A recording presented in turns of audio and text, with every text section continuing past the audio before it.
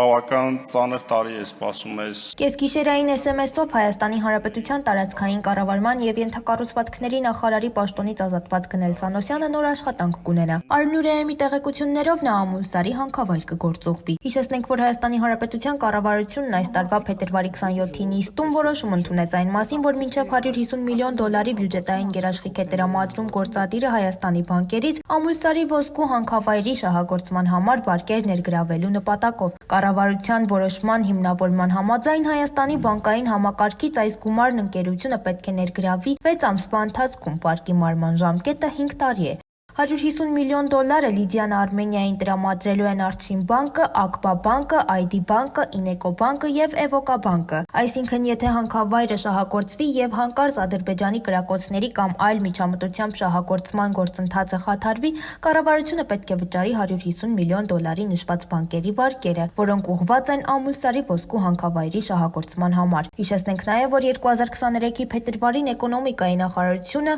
հանքավայրի սեփականատեր Լիդիան Արմենիան եւ Եվրասիական զարգացման բանկը ստորագրել էին հուշագիր։ Դրանով սահմանված $150 միլիոն փաթեթից 100 միլիոնը պետք է տրամադրվեր Եվրասիական զարգացման բանկի կողմից, 50 միլիոնը տեղական բանկից, եւս 100 միլիոնը պետք է ներգրավեր Լիդիան Արմենիան։ Այս հուշագրով սահմանվում էր նաեւ, որ Լիդիան Արմենիայի բաժնետոմսերի 12.5%-ը հանձնվում էր կառավարությանը որպես նվիրատվություն։ Այս կասկածահարույց գործարքով շահագործվելիք հանքում Հայաստանի Հանրապետության կառավարությունն ու ՔՊ-ն կունենան ներկայացուցիչ, իդեմս նախկին բնապահպան ակտիվիստ Ամուլսարի հանքավայրի բացման դեմ պայքարած Գնել Սանոսյանի։ Ճիշտ նույն սցենարով, ինչպես Զանգեզուրի պղնձամոլիբդենային կոմբինատում Նարեկ Բաբայանն է, աստղաբաշխական աշխատավարձով, որը ողջ կառավարությունով գաղտնի են պահում։ Արմնուրեը փորձեց տեղեկությունը ճշտել Սանոսյանից, սակայն չհաջողվեց ստանալ մեկնաբանություն։